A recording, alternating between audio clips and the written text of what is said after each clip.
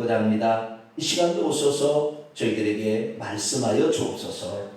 우리 주 예수 그리스도의 이름으로 기도하옵나이다. 아멘. 시간에는 이사야 강의 20번째 시간으로서 이사야에 나타난 메시아의 부활과 승천이란 제목으로 함께 말씀의 은혜를 나누는데, 오늘은 두 번째 시간입니다. 메시아 구약의 복음서가 일컬어지는 이사야, 메시아의 가장 많은 예언을 담고 있는 책. 우리 이사야를 통하여 메시아가 누군지를 공부하고 있고, 우리에게 오셨던 예수 그리스도가 누군지에 대해서 오늘 이렇게 함께 또 말씀의 은혜를 나누고 있습니다. 특별히 이사야는 고난받는 종이라는 이사야 52장 13절부터 53장 13절에 이르는 12절에 이르는 이 말씀이 가장 하이라이트다. 그래서 이사야는 고난받는 종이라는 예수 그리스도 메시아의 그 고난과 죽음을 가장 적나라하게 그리고 완벽하게 예언을 하고 있습니다. 이 예언은 BC 690년이니까 약 700년 전에 예언된 겁니다. 예수님이 오시기도 전에. 그런데 이 약속이 고스란히 그대로 성취되었음을 우리는 확인할 수가 있고요. 그런데 예수 그리스도께서는 고난받으시고 죽으심으로 끝낸 것이 아니라 부활과 승천과 재림이라는 것으로 이 다음에 또 다른 영역을 하나님께서 말씀을 하셨습니다. 그래서 고난과 죽음으로 예수 그리스도께서 끝난 것이 아니라 그 고난과 죽음의 의미가 왜 고난을 받고 왜 죽었는지가 그분의 부활과 승천과 재림으로 말미암아, 부활과 승천과 재림으로 말미암아 우리에게 오늘 효과를 미치고 있는 거예요. 그래서 우리는 이 메시아의 부활과 승천과 재림에 관하여 우리는 알고 있어야 되고 또 그 부분을 찾아가야 됩니다. 특별히 이사야에서는 예수 그리스도의 부활에 관한 것은 53장 10절에 이제 예표가 나오고 있고요. 지난 시간에 우리가 들었습니다. 그리고 이사야 26장에도 나와 있습니다. 자, 26장 한 번 더 읽어볼까요? 이사야 26장 19절.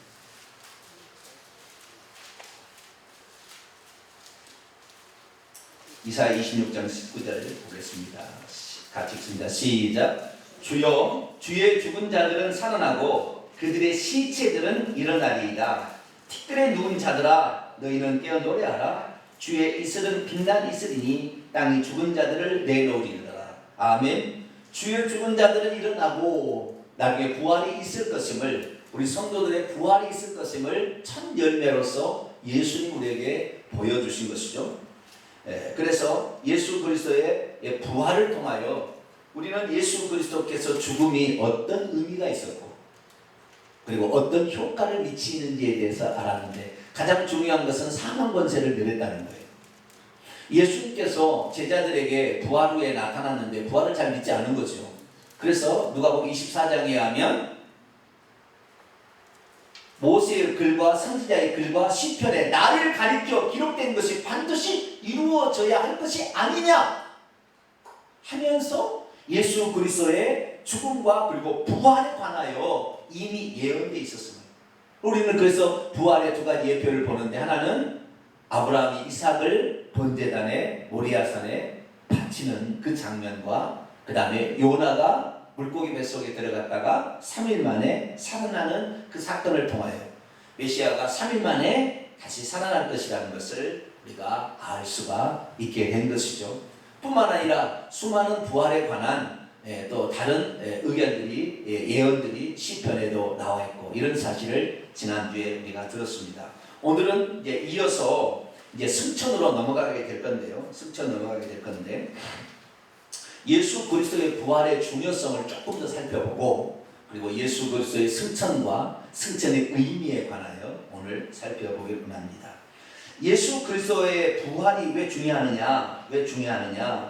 예수 그리스도께서 십자가의 고난을 받으시고 죽으심으로 우리의 죄가 다 용서된 건 아시죠? 네, 그것은 그대로 됐습니다. 그런데 예수 그리스도께서 부활하지를 않으셨다고 한다면 예수님이 자기 죄로 죽은지 우리 죄를 대속해서 죽은지를 알 수가 없어요. 그러니까 그냥 믿으라고 하면 그냥 믿는 것이지 그것이 증명이 안 되는 거예요. 증명이. 아시겠죠? 예수 그리스도의 부활이 필요했던 중요한 이유의 하나가 뭐냐면 우리의 죄가 사함을 받았고 예수님은 죄가 없으니까 살아났다는 것에 대한 강력한 증거죠. 할렐루야. 우리의 죄는 없어졌고 예수님의 죄는 없다. 이것이 부활의 가장 중요한 의미 가운데 하나인 것이에요. 그러니까 예수 그리스도의 부활이 없다고 한다면 우리 죄로 죽었는지 예수님이 자기 혹시 실수를 해가지고 죄를 지은 죄로 죽었는지를 확인할 수가 없잖아요. 근데 예수님의 부활한 거 보니까 자 죄를 짓는 자는 마귀에 속하고 죄의 싹은 뭐예요? 사망이에요. 사망이 뒤에 누가 따라다녀요? 음부가 따라다녀서 삼켜버려요. 그러면 지금까지 음부에 들어간 사람이 단 한 사람이라도 살아나온 사람 있습니까? 없어요. 죄를 지었으니까 그 죄값으로 죽었고 이 죽음은 결국에 음부에 빠지게 되는데 그 음부에 빠진 사람 중에 단 한 사람도 살아나온 사람이 없다 이 말이에요. 그런데 예수 그리스도께서 그 음부에 내려가셨어요. 3일 동안 무덤에 묻히셔서 3일 동안 음부에 내려가셨어요. 음부에 내려가셨다가 3일 후에 그 음부의 문을 열고 살아나 버린 거죠. 이것은 음부의 권세보다 예수님의 권세가 더 세다 이 말이죠. 어느 누구도 음부의 권세에 이길 사람이 없었어요. 그래서 예수님께서 부활하신 후에 요한계시록 1장 18절에 내가 사망과 음부의 열쇠를 내가 이제 끌려고 나왔다 이 말이에요. 그래서 이 예수 그리스도께서 그럼 왜 나올 수 있었느냐? 죄가 있었다면 나올 수 있어요 없어요? 절대 못 나오는 거죠. 절대 못 나오는 거죠.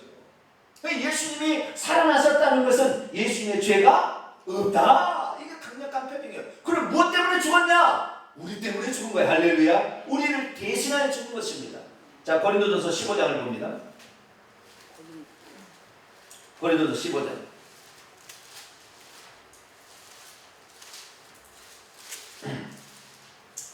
고린도전서 15장 3절 4절 봅니다.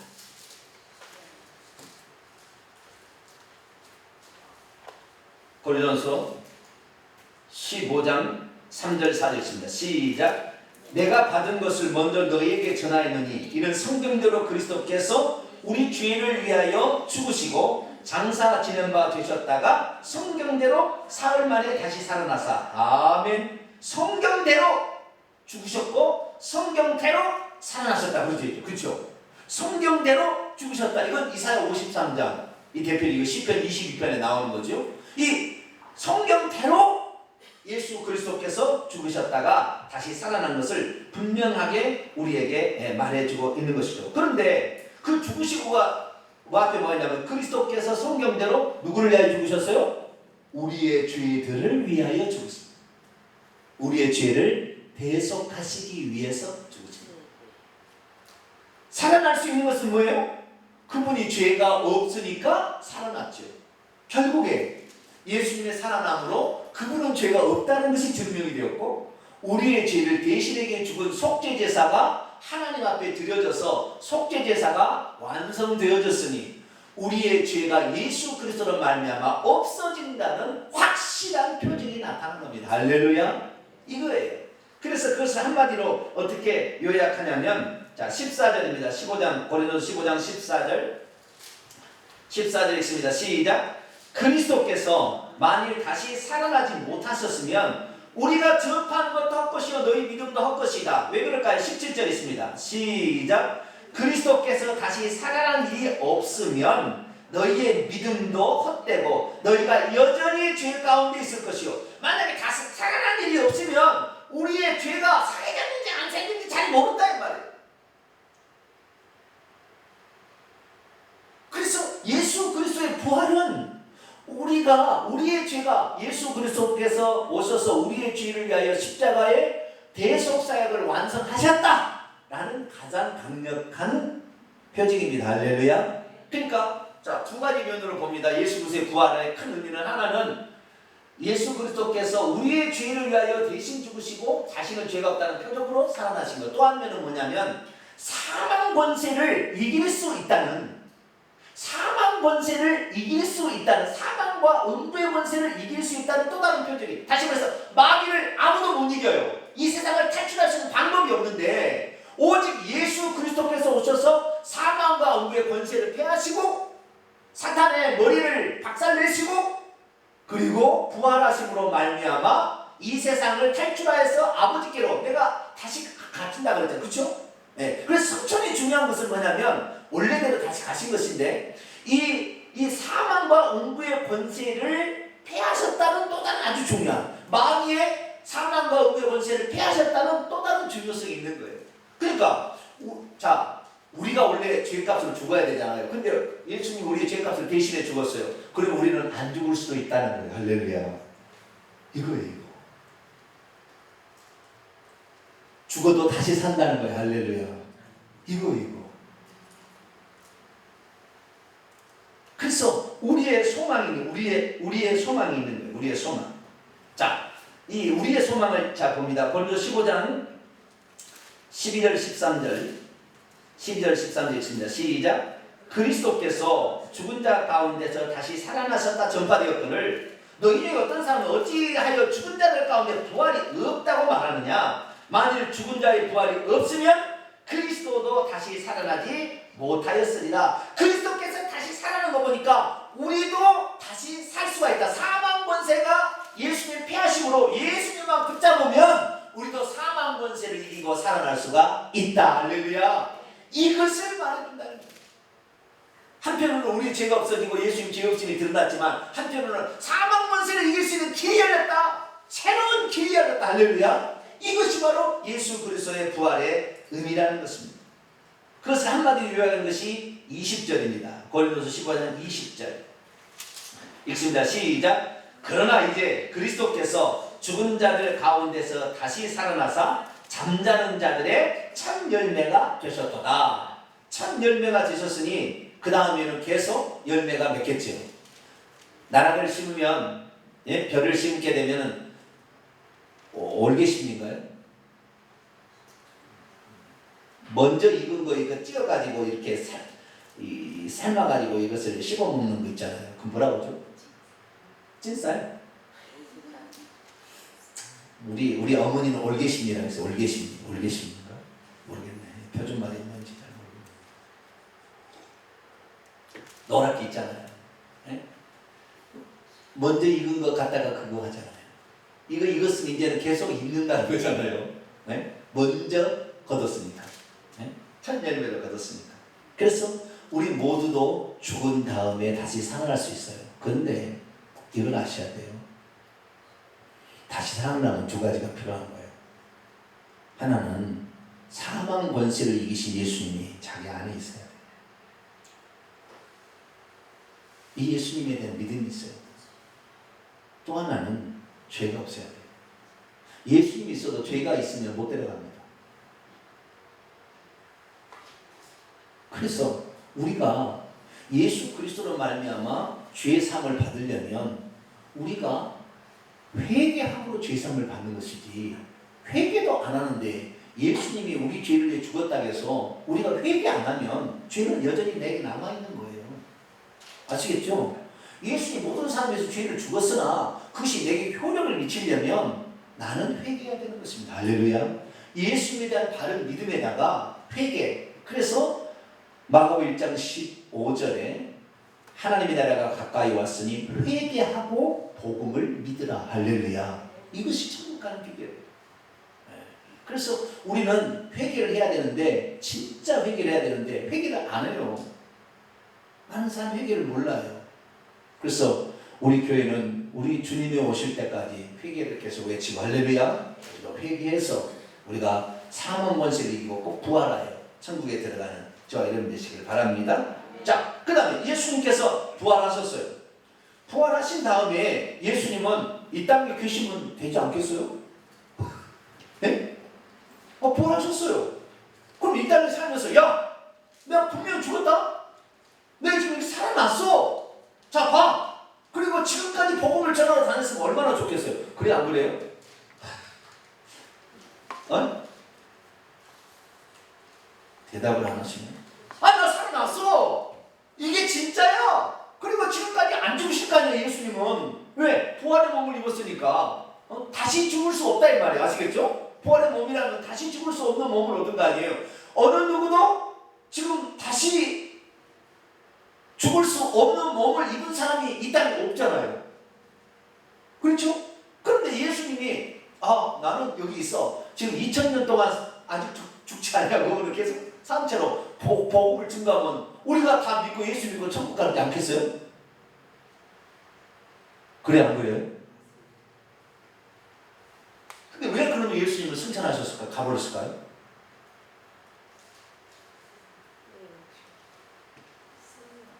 네?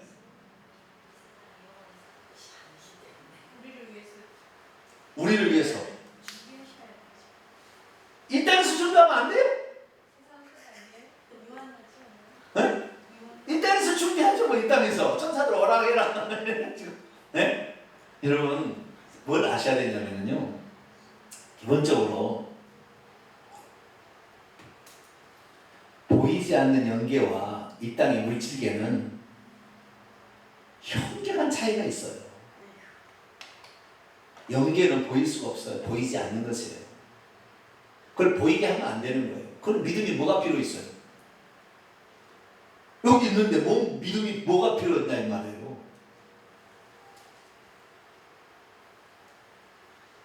사람이 죽으면 지옥으로 들어가고 천국으로 가고 그 죽는 그 순간에 결정이 됩니다. 육체는 흙에서 왔으니까 흙으로 가겠지만 영혼이 빠져나가서 천국으로 가든지 땅속의 지옥으로 가든지 둘 중에 하나 결정이 되는데, 한 번 간 영혼은 이 땅에 올 수가 없어요. 단 한 번 하나님께서 불러낸 적이 있어요. 변화산상에서 모세와 엘리야를 예수님이 불러낸 적은 있어요. 이것은 하나님이니까 가능한 것이고, 구약의 율법과 선지자의 대표, 이것이 모세와 엘리야인데, 이것을 이제 그것이 다 이루어질 때가 되었다라는 표시로, 그리고 이제는 모세와 엘리야를 더 이상 듣지 말고 너희는 저의 말을 들으라, 예수의 말을 들으라. 이것은 예표였고, 이거 진짜다. 예수님이 그 얘기 가르쳐 주려고 변화산상에 그런 일이 있어요. 그러나 죽었던 사람이 이 땅에 다시 올라와요? 네? 이건 영계의 법칙입니다. 죽으면 이 영혼은 이 세상에 다시 못 옵니다. 이 세상에 못 온다니까요. 음부에 들어가 버리고 천국에 들어가 버리는 것이지 왔다 갔다 하지 않아요. 왔다 갔다 한다고 얘기하는 것이 조상제사예요. 귀신이 그날 온다는 거 아니에요. 자기 조상이, 죽었던 조상이. 이것이 가짜예요. 귀신이다, 타락한 천사들이 조상 흉내를 내는 것을 모르고 그렇게 한 거예요. 아니, 죽은 귀신이 계속 온다면 왜 3대까지만 지내요? 왜 3대까지만 지내냐고. 그 다음에 조상 제사에 음식을 차려놓잖아요. 그럼 1년 동안 쫙 굶어가지고 그냥 피골이 상접해가지고 그날 와서 양창 먹고 그럴 수 있어요? 머리로 생각하면은 이게 말이 안 되잖아요. 1년에 한 번 딱 와가지고 제삿날에 밥 먹고 364일은 쫙 굶게 하는 것이 이것이 뭔데요? 이게 뭘 먹어요? 이거 안 먹는 거, 그거 아니에요. 제사가 그날 귀신이 오는 게 그날은 조상이 오는 게 아니라고요. 귀신이 와서 흉내를 내서 절 받으려고, 거기다가 뭐 의식을 행하도록 자기가 경배를 받으려고 만든 요식 행위입니다. 그걸 못 믿고 조상 제사를 찌리 하고 있는 우리 지금 80%의 비기독교인들. 조상이 온다고 칩시다. 만약에 조상이 온다고 칩시다. 그러면 조상이 왔어요. 그럼 조상에게 우리가 제사를 드리게 되면 조상이 잘 먹고 복을 준다고 합시다. 그러면 다 잘 돼야지, 이 자식이. 왜 사건은 나고 왜 어려움이 있고 왜 질병이 있냐 하느냐 이 말이에요. 그 귀신은 사람을 못 도와줘요. 자기도 자기를 죄가 있는데 누구를 도와준다는 거예요? 하나님만이. 할렐루야. 하나님만이 그 일을 할 수가 있는 것이죠. 죽으면은 절대 이 세상에 못 옵니다. 할렐루야. 구약에 이 사울왕이 궁금해가지고 쫓기다가 어떻게 저 블레셋 군대를 전쟁을 하는데 어떻게 할까 막 그러다가 엔돌의 신접한 여인을 찾아가서 사무엘을 불러오리라고 그러잖아요. 그래서 엔돌의 신접한 여인이 사무엘을 불러오리잖아요. 그 사무엘은 진짜 사무엘이 왔겠어요? 귀신이 왔겠어요? 땅에서 올라왔다 했어요. 누구예요? 귀신이 올라오는 거예요. 귀신이. 사람은 못 올라온다니까요. 이 음부의 문이 지구에는 여러 가지 있어요. 영적인 공간입니다. 땅속이라서 무슨 땅속이 아니라 영적인 공간이에요. 아시겠죠? 땅속이라 하지만 불타는 곳이라 하지만 상징인 것이고 진짜는 영적인 공간인 거예요. 지옥은. 그 영적인 공간인데 그 영적인 공간의 문이 음부의 문입니다. 음부의 문이 열렸는데 여기는 누구만 왔다 갔다요? 영적인 존재 귀신만 왔다 갔다 하는 거예요. 귀신만. 아시겠죠? 하늘에서는 뭐예요? 하늘에 문이 있는데 거기에는 하나님이 부리시는 천사, 3분의 2의 천사가 왔다 갔다 우리하고 지금 왔다 갔다 하는 거예요. 아시겠죠? 그 다음에 이 음부에는 3분의 1 타락한 천사가 있는데 여기 왔다 갔다 하는 거예요.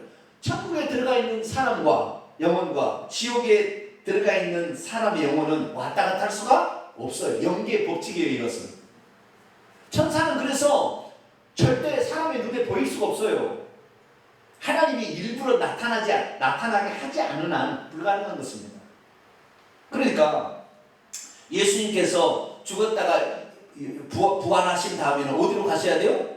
원래 있는 하늘로 가셔야 돼요. 우리는 천국으로 들어가는 거지만 예수님은 원래 하나님이셨으니까 다시 원래대로 가셔야 되는 거예요. 아시겠죠? 여기 남아있으면 안 돼. 그러면은 다 2000년 동안 살면은 누가 믿겠어요?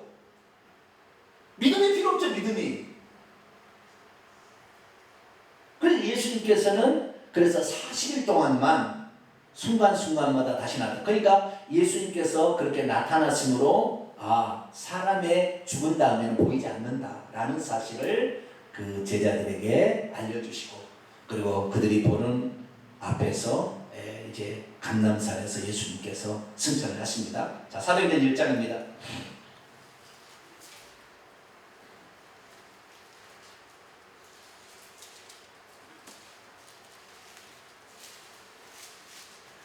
예수님이 하나님께서요 구약에도 아브라함에게 직접 오신 적이 있잖아요. 그런 것은 이 전 인류의 역사 가운데 한 번 있을까 말까 일이에요. 그런데 사도행전 9장에도 한 번 있을까 말까 일이 있죠. 예수님이 사울에게 와서 말씀하시잖아요. 그죠? 네, 그런 장면이 있습니다. 그래서 이것은 구약의 아브라함에게 하나님이 직접 오신 것, 신약에 예수님 오신 것 특별한 사건이지 오늘날 예수님 오시지 않아요.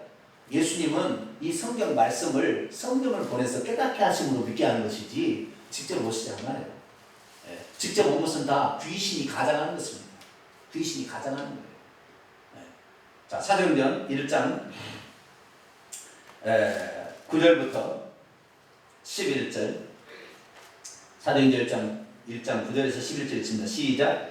이 말씀을 마치시고 그들이 보는데 올려져 가시니 구름이 그를 가리어 보이지 않게 하더라. 올라가실 때 제자들이 자세히 하늘을 쳐다보고 있는데 흰옷 입은 두 사람이 그들 곁에 서서 이르되 갈릴리 사람들아 어찌하여 서서 하늘을 쳐다보느냐. 너희 가운데로 하늘로 올려지신 이 예수는 하늘로 가심을 본 그대로 오시리라. 본 그 방식대로라는 말입니다. 자, 이만희가 하늘에서 왔나요? 계획예수라며요. 안상홍이가 하늘에서 왔나요? 부모가 낳았지. 박태선이가 하늘에서 왔나요? 다 낳았잖아요. 다 낳았잖아요. 마리아가 하늘에서 왔나요? 왜 마리아를 하나님의 어머니로 믿는 거예요? 다 사기예요. 다 사기. 인간은 절대 신이 될 수 없어요. 하나님이 육체를 입고 오신 것 뿐이지 예수님 뿐이고 인간은 절대 하나님이 아니에요. 어떤 사람은 사람이 하나님 된다고 해요. 하나님하고 우리 인간은 근본적인 차이가 있어요. 우리는 전지전능하지 않아요. 우리는 무소부지하지 않아요. 우리는 자존하지 않아요. 우리는 영원 불변하지 않아요. 하나님만 그러시는 거예요. 할렐루야. 이게 바로 예수님이고, 예수님이 그래 하도 안 믿으니까 사람이 되어 오셔서 가르쳐줘도 못 믿는데요. 근데 이 예수님이 하늘로 가셨어요. 승천하신 거예요. 승천하셨어요. 이 승천하심으로 말미암아 이제 이 땅에서 해야 될, 육신을 입고 이 땅에서 해야 될 모든 일을 완성했어요. 요한복음 19장 30절에 다 이루었다. 구약 성경에 육체를 입고 이 땅에서 하셔야 될 일을 다 이루신 거예요. 그러니까 이제 하늘로 원래대로 승천하신 것입니다. 이 승천하신 것에 이 중요한 포인트가 에베소서 4장에 있습니다. 그럼 왜 이렇게 승천했을까?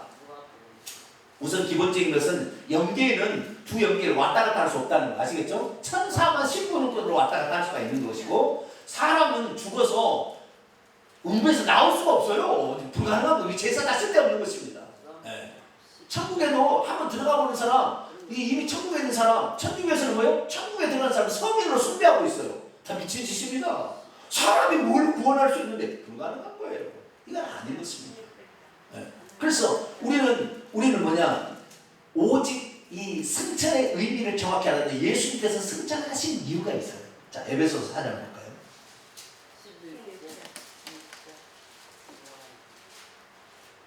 에베소서 4장 8절.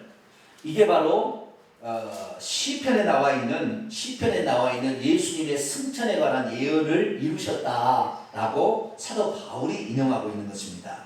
인용하고 있는 것인데요. 자, 7절부터 10절까지 에베소 4장 7절에 10절까지 한번 읽어봅니다. 시작. 우리 각 사람에게 그리스도의 선물의 분량대로 은혜를 주셨나니, 그러므로 이르기를 그가 위로 올라가실 때, 승천하실 때에 잡혔던 자들을 사로잡으시고 사람들에게 선물을 주셨다 하셨도다. 올라가셨다 하셨은즉 땅 아래 낮은 곳으로 내리셨던 것이 아니면 무엇이냐? 내리셨던 그가 곧 모든 하늘 위에 오르신 자니 이는 만물을 충만하게 하려 하십니다. 아멘. 여기에 시편 68편 18절을 인용하는 에베소 4장 8절 말씀입니다. 그가 위로 하늘로 올라가실 때 사로잡혔던 자들을 사로잡으시고 사람들에게 선물을 주셨다. 이 말이 아주 중요한 말이에요. 자, 구약의 모든 성도들이 죽으면 바로 천국 갔을까요?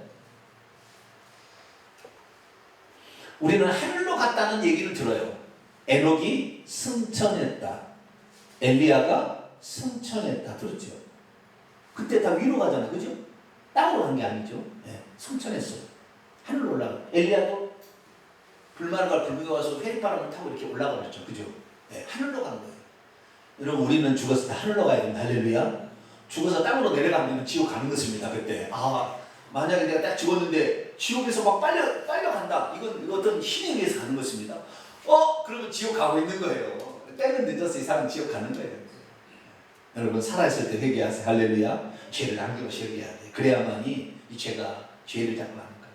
근데 예수님께서 아직 십자가에서 구속사역을 완성하지 않았기 때문에 구약의 성도는 앞으로 자신의 죄가 속죄되어질 것을 믿음으로 구원을 받는 거잖아요. 그죠? 예수님이 속죄 사역을 골고다 언덕에서 완성을 한다면은 이제는 이미 속죄 사역을 완성하신 예수님을 믿음으로 구원을 받는 거예요. 아시겠죠? 근데 구약의 성도는 아직 속죄 제사가 드려졌어요? 안 드려졌어요? 안 드려졌죠. 아직 안 드려졌어요. 그럼 속죄 제사가 안 드려졌는데 그것을 믿음으로 구원을 받는 거예요. 아시겠죠? 그럼 믿음으로 구원을 받은 거기 때문에 아직 완전체는 아닌 거죠.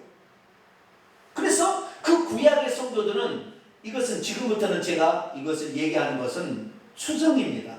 이건 추정이에요. 부활의 승천에 관한 추정입니다. 이것은 제가 하는 말이지 성경에 근거는 있습니다만은 천국에 가봐야 확실히 하는 거예요. 그런데 이것이 맞을 겁니다.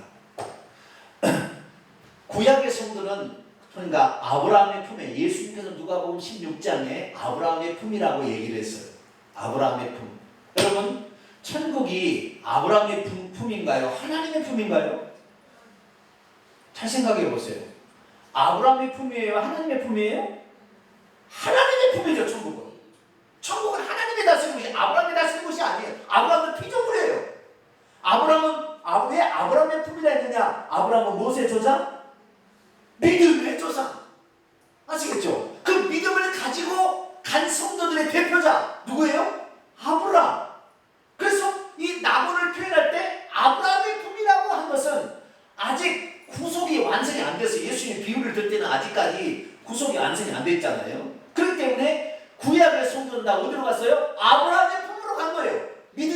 믿음에서 믿음을 가지고 구원받은 자들이 가는 장소, 그 장소가 따로 있겠죠. 그것을 나곤이라고도 할 수 있고 아브라함의 품이라도 정리할 수 있는데 어떻게 정리하는 것은 상관없어요. 그러나 자우리가 믿는 사람은 땅으로는 안 갔다는 거예요. 전부 다. 구약에 보면 고라의 땅에 입을 벌려 음부가 삼키더라. 그렇기 때문에 이 공간적으로 봤을 때 천국은 하늘에 있고 그 다음에 지옥은 땅에 있어요. 아시겠죠? 그러니까 죽어서 자신의 영혼이 빨려 들어갔다. 100% 지옥 가는 것이고 자기 영혼이 올라가더라. 이게 우리의 믿음의 표현 할렐루야 이 돼야 되는 거예요. 그런데 아직까지 예수님의 구속사역이 완성 안 됐기 때문에 그것을 낙원이라고 부르고 행복한 것이고 거기는 불편함이 없는 것이죠. 그렇죠? 그러나 음부는 아직도 완전한 불못이 돼야 완전한 심판으로 불못이 되는 것이고 음부네요. 지금은 정확히 말하면 음부지요. 예수님이 오셔서 음부의 영혼들을 다 지옥에 넣으셔야 되니까 음부는 어때요? 고통받는 것이에요. 그래서 제가 생각할 때는 이렇습니다. 지금 지구의 땅속에 있는 것은 음부예요. 내가 봤을 때 땅속에 있는 음부인데 나중에 이것들 다 지옥으로 불못으로 영적인 공간으로 완전히 집어넣는 것이 예수 재림 후의 심판에 있을 거라고 봅니다. 이것은 제가 얘기한 것인데 요 얘기는 매우 성경적입니다. 매우 성경적이나 완전한 말은 아니다. 그러나 분명한 사실은 이건 완전한 것입니다. 죽은 자들이 다 믿음으로써 구원을 받은 자는 위로 올라갔고 믿지 않거나 믿어서도 타락한 사람들은 다 밑으로 내려갔다는 거죠. 아시겠죠? 그래서 위를 낙원이라고 표현하고 아래를 음부라고 표현한다면 이것도 성경적입니다. 표현한다면 구약의 성도들은 낙원의 아브라함의 품에 믿음을 가진 자들이 구원받은 장소 거기 있다가 예수님께서 승천하실 때 그들을 데리고 천국으로 들어가신 거예요. 그래서 지금 죽으면 예수 그리스도께서 구속사역을 완성하신 후에 죽으면 우리는 바로 천국 들어갑니다. 지금 할렐루야. 우리는 지금 천국 들어가요. 하나님 보좌 앞으로 바로 가요. 요한계시록에 보면 보좌 앞에 성도들이 14만 4천명이 다 있어요. 수많은 사람들이 지금 있어요. 그 앞에. 그러니까 지금 우리가 죽으면 구속사역을 완성한 다음부터는 우리는 어디로 간다? 천국으로 가는 게 할렐루야. 불신자들은 음부로 갔다가 지옥으로 불못으로 가는 이 통틀어서 지옥이라고 하겠지만 음부로 갔다 불못으로 가지만 우리는 바로 지금 천국으로 가요. 할렐루야. 그래서 예수님께서 승천하신 이유는 뭐냐면 그들이 언제까지 우리의 구속이 완전해집니까 할 때 내가 구속을 완성할 때까지 기다리라 그랬다가 그 영혼을 데리고 가신 거예요. 데리고 들어가신 거예요. 믿음을 가지고 구약의 성도들을 믿음을 가지고 죽었던 모든 성도들을 야 내가 이제 구속사역을 완성했다. 얘들아 천국 가자. 할렐루야. 얼마나 즐겁겠어요. 네? 승천의 의미가 여기 있어요.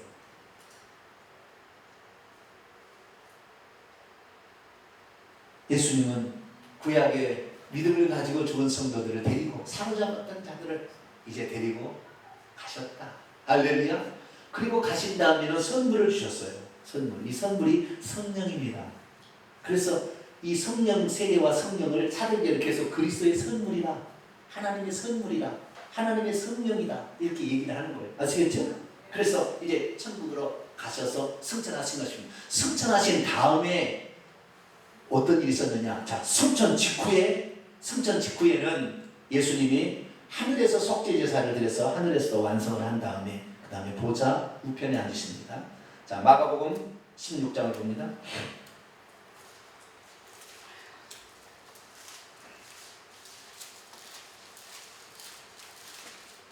마가복음 16장 19절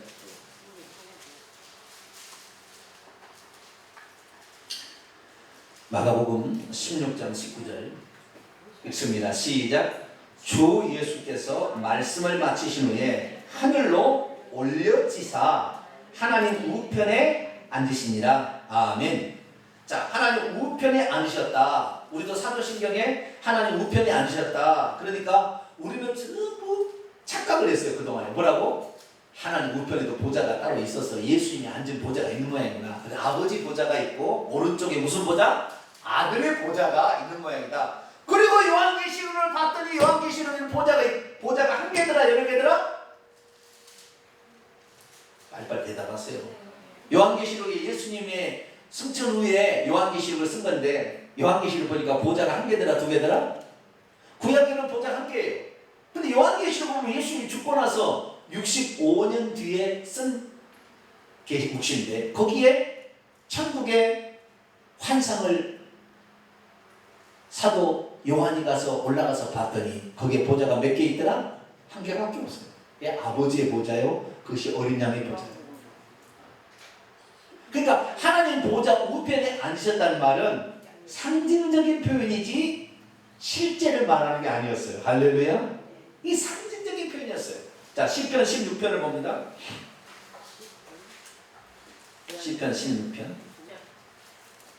우리가 그러니까요 성경을 천독을 해도 못 깨닫는다니까요. 네? 못 깨달아. 하나님 우편에 앉았다니까 우편 보좌가 있는 것으로 착각하는 거예요. 우리는 성령의 지혜가 필요합니다. 할렐루야. 하나님의 말씀에 대한 겸손함이 필요하고 성령의 은혜가 필요합니다. 자, 시편 16편 8절입니다. 시편 16편 8절 시작. 내가 여호와를 항상 내 앞에 모시며 그가 나의 오른쪽에 계심으로 내가 흔들리지 아니하리로다. 이게 다윗이 쓴 시편인데요. 항상 하나님을 내 앞에 모시는데 그분이 내 오른쪽에 계시기 때문에 내가 흔들리지 않는다. 자, 하나님이 다윗의 오른편에 항상 계셨을까요?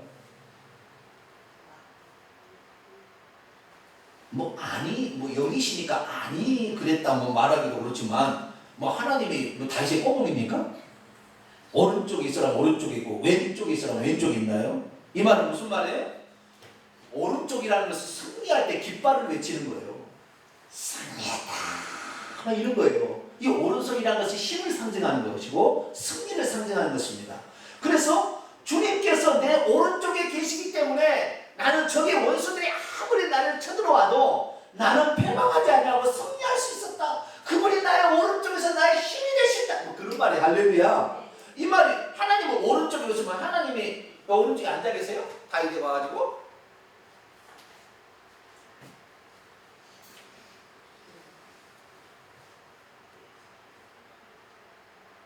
자, 출애굽기 15장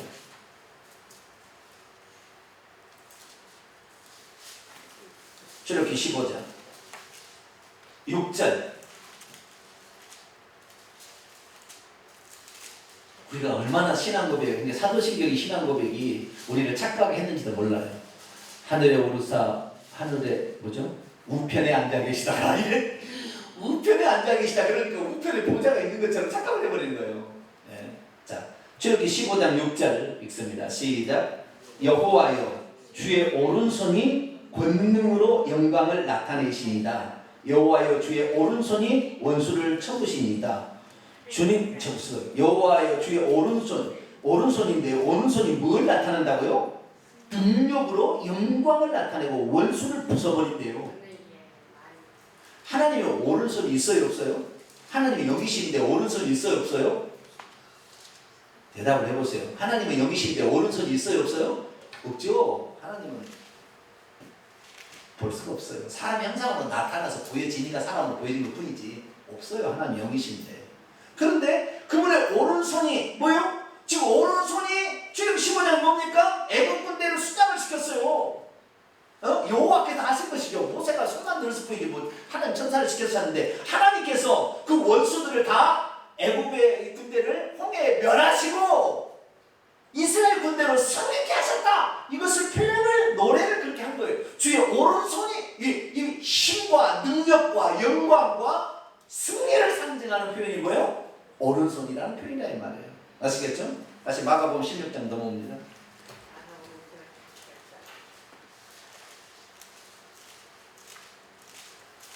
마가복음 16장.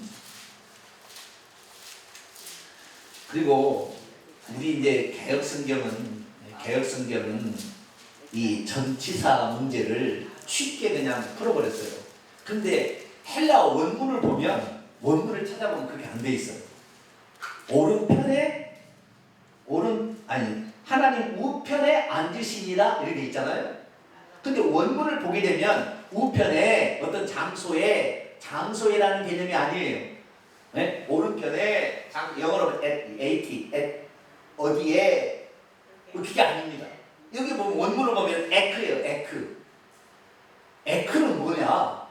에크라는 전치사. 우편 에가 전치사가 에크예요. 아시겠죠? 덱시아 우편 에크 덱시아 에크라는 거예요. 그 에크라는 단어가 뭐냐면 에크라는 것은 내 안에 있다가 밖으로 나갈 때의 에크라고 씁니다. 그러니까 어디로부터 프롬이라는 말과 비슷한 거예요. 네, 어디로부터인데 프롬이라는 말인데 단지 프롬이 그러니까 내 밖에서부터 저기 간 것도 있지만 내 안에서 나와서 가는 것도 있잖아요. 그렇죠? 근데 내 안에서부터 나가서 밖으로 나갈 때는 에크라는 전치사를 썼어요.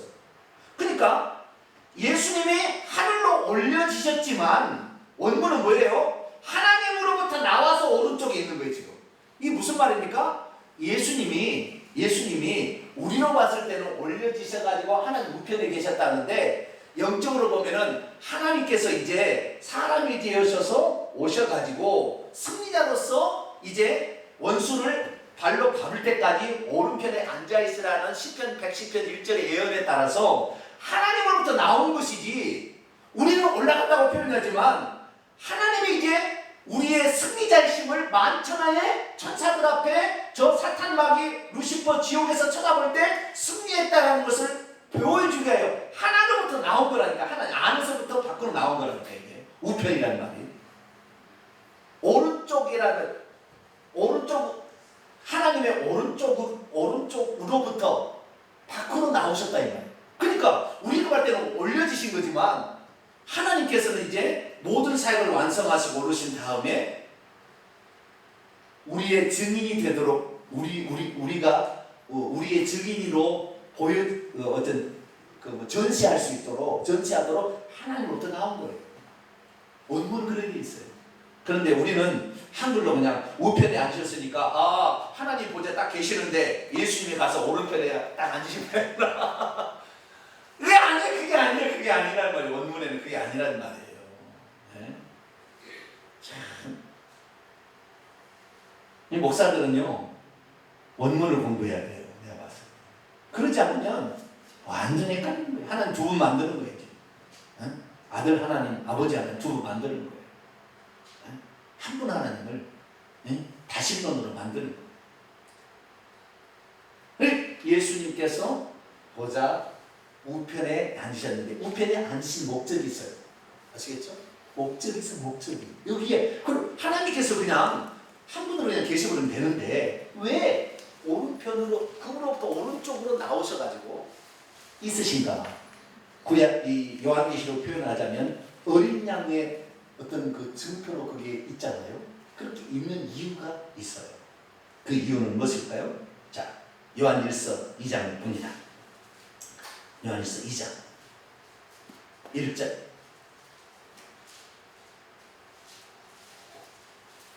요한일서 2장 1절입니다. 시작. 나의 자녀들아, 내가 이것을 너희에게 쓰면 너희로 죄를 범하지 않게 하려 합니다. 만일 누가 죄를 범하여도 아버지 앞에서, 여기도 틀렸어요. 원문을 보면은 아버지를 향하여요. 뭐라고요? 프로스예요. 프로스. 무엇을 향하여. 투워드 영어로 하자면. 네? 아버지를 향하여 우리에게 대언자가 있으니 곧 의로우신 예수 그리스도라. 여기 아버지 앞에서 이렇게 하니까 예수님이 아까는 어디에 있다고요? 우편에 있다고 하는데 또 앞편에도 있나? 이렇게 되잖아요. 아버지를 향하여. 이게 뭡니까? 예수님께서 이렇게 하나님이신데, 하나님 한 분이신데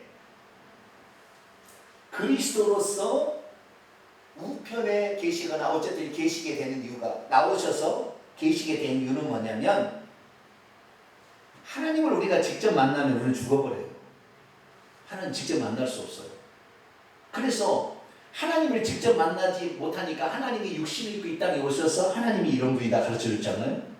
그런데도 사람이 죄를 지어서 있어요. 그래서 죄를 짓고 있는 그들이 예수 그리스도의 이름으로 죄를 사해달라고 회개를 하게 되면, 이 예수님께서 이제 그 중보 사역을 하셔가지고 하나님의 절대자 앞에서는 그 사람의 죄를 처벌을 하셔야 되는데, 예수님께서 대신 사람에게 오셔서 십자가에서 구속사역을 완성하셨기 때문에 내 피를 보고 이 사람의 죄를 용서해 달라고 중간 매개 제거를 해준다는 거예요. 이것이 이 신약의 예수 그리스도께서 승천하신 후에 되어진 일입니다. 그래서 지금도 우리가 죄를 짓게 되면은 이 하나님께서 아들로서 피 흘려 죽으신 속죄양으로서의 그 역할을 지금도 해주세요.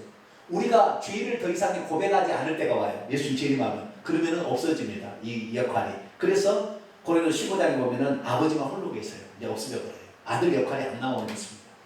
아들 역할은 우리를 위하여 하나님이 예비하신 거예요. 할렐루야. 우리가 죄를 지니까 예수 믿고도 그 죄를 내 피를 보고 용서해 달라고 중간에 중보자로서 그 역할을 하시겠다는 것에 대한 상징적인 표현이에요. 그런데 놀라운 사실은 예수님이 오시기 1000년 전에 메시아가, 그리스도가 하나님 앞에 그 중보 사역을 하고 있는 것을 다윗이 봐요. 아직 일어나지 않는 일이에요. 미래에 되어질 일인데 누가 본다고 이것을? 다윗이 봐요. 여러분, 다윗의 회개를 우리는 정말 많이 고민해요. 많이 생각해요. 이가 진짜 회개한 자예요. 다윗이 진실로 회개하니까. 다음에 한번 설명하겠습니다만은, 다윗이요, 그 죄를 짓고 회개해서 그날 용서받은 게 아니고요, 최소한 1년 이상을 걸렸어요. 나단 선지자가 책망한 다음에 그날 용서받은 게 아니고, 그 죄가 용서받을 때 눈물로 1년 이상을 회개했다고. 우리 회개 단번에 된 게 아니고, 우리는 성경은 생략됐기 때문에 그 잘 몰라요. 나중에 제가 설명할게요. 다윗이 진짜 회개했어요. 너무 회개하니까 뭐예요? 그 회개하는 자를 용서해 달라고 말씀하시는 그리스도가 그 여호와께 말씀하시는, 아버지께 말씀한 장면을 보여줘서 네 죄가 용서받았다는 것을 알게 됩니다. 여러분도 다윗처럼 회개하시게 되길 축원합니다. 제가 다윗님을 그렇게 많이 한 것은 다윗이 보통 사람이에요. 그게 시편에 나와요. 시편 110편. 주여, 오늘도 시간이 다 돼버렸어요. 다음 시간에 계속 승천 후에 예수님 역할에 관하여는 다음에 하는데, 오늘 여기까지 보고 넘어갑시다. 시편 110편 1절입니다. 이 얘기는 오늘은 간단히만 하고요, 이 얘기를 예수님이 직접 인용을 하셨어요, 나중에. 그렇기 때문에 그 얘기는 다음에 또 하도록 합니다. 여기까지 읽겠습니다. 시작. 여호와께서 내 주에게 말씀하시기를, 내가 내 원수들로 내 발판이 되게 하기까지 너는 내 오른쪽에 앉아 있으라 하셨도다. 우리가 볼 때는 하나님이 두 분으로 보이겠죠, 이때는. 그렇죠? 그런데 하나님의 두 역할을 가리키는 거예요. 아시겠죠? 두 역할인데, 이 다윗은 자신이 회개함으로 말미암아 그 죄가 용서받은 것을 그리스도께서 오셔서 다 용서해 주시고, 우리가 죄를 질 때 회개할 때 중보자가 되어 주신다는 것을 미리 봐버려요. 몇 년 전에? 1000년 전에. 이렇게 회개를 해버리면 하나님이 아브라함에게도 미리 보여줬듯이 하나님이 직접 오셔가지고 자기를 나타내버려요. 창세기 18장 아닙니까? 그래서 마태복음 1장 1절은 아브라함과 다윗의 자손 예수 그리스도의 세계라.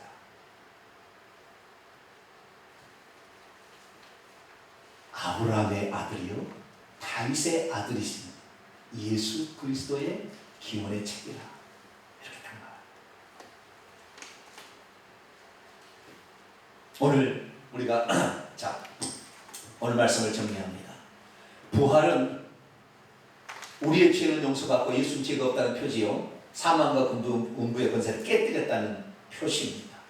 예수님이 승천하셨는데 승천은 여기 남아있을 수도 있는데 승천하신 이유는 뭐냐? 승천하신 이유는 뭐냐? 믿음으로 지금까지 그 메시아가 오기를 간절히 기다리던 구약 성도들이 있었대. 구원받은. 그러나 완전한 구원은 아니에요. 왜? 구속사역이 완성 안 됐기 때문에. 얘들아, 내가 이제 구속사역 완성했노라. 가자 천국으로. 할렐루야. 데리고 천국으로 들어요. 네? 그러려고 이 예수님 부활 승천하셔가지고 딱 갔어요. 그런데 우리가 볼 때는 보좌 우편에 앉아, 상징 표현입니다. 보좌 우편에 앉았지만 하나님 편에 보면은 하나님으로부터 나오셨어요. 영원토록 어떻게? 우리의 중보자, 우리를 위해서 그리스도로 죽으셨음을, 어린 양이심을 모든 사람, 모든 천사들 앞에 증인으로 어떤 보이기 위해서 그런 것이죠. 뿐만 아니라 중보자로서 지금도 예수 믿고도 죄를 지은 사람들의 용서를 위해서 중보자 역할을 하시냐. 이것만이 아니라 두 가지까지 더 있습니다. 다음 주에 더라고요. 그 역할을 감당하심으로 주님이 재림하실 때까지 그 일을 쭉 감당하시다가 재림하심으로 원수 마귀까지 완전히 멸하버리면 하나님은 두 역할이 필요 없어요. 한 분이에요. 그런데 지금은 삼위일체 자들은 뭐예요? 만세전부터 성부, 성자, 성녀로 따로 있었다가 만세 후에도 성부, 성자, 성녀로 따로 있다고 얘기를 하는 거예요. 세 분 하나님을 믿는 거예요. 그거 아닙니다. 그렇게 하니까 이단이 우죽순 나오는 거예요. 우리는 한 분 하나님. 할렐루야. 야, 그분이 사람이 되었었다는 것을 우리는 잊을 수가 없어요. 내가 그래서 성찬식을 통하여 내가 사람이 되었다는 것을 잊지 마라. 이게 성찬식. 오직 우리를 구원하시는 분은 오직 유일하신 예수 그리스도 한 분 하나님, 전능자 그분. 할렐루야. 이분 위에 다른 권자가 없어요. 이분이 여호와셨고 구약의 여호와셨고 이분이 예수님이었습니다. 우리는 그래서 이 예수님만 붙들게 되면 천국에서 보좌 위에 앉아 계신 그 예수님을 보게 될 것입니다. 할렐루야. 그날을 바라보면서 오늘도 믿음으로 잘 생활하시고 이 부활의 이 놀라운 증인들이 되셔서 많은 사람들에게 이 구원의 일을 전해주는 저희들 되시기를 간절히 바랍니다. 거룩하고 자비로우신 아버지 하나님, 오늘도 감사 찬양과 영광을 주님 앞에 돌립니다.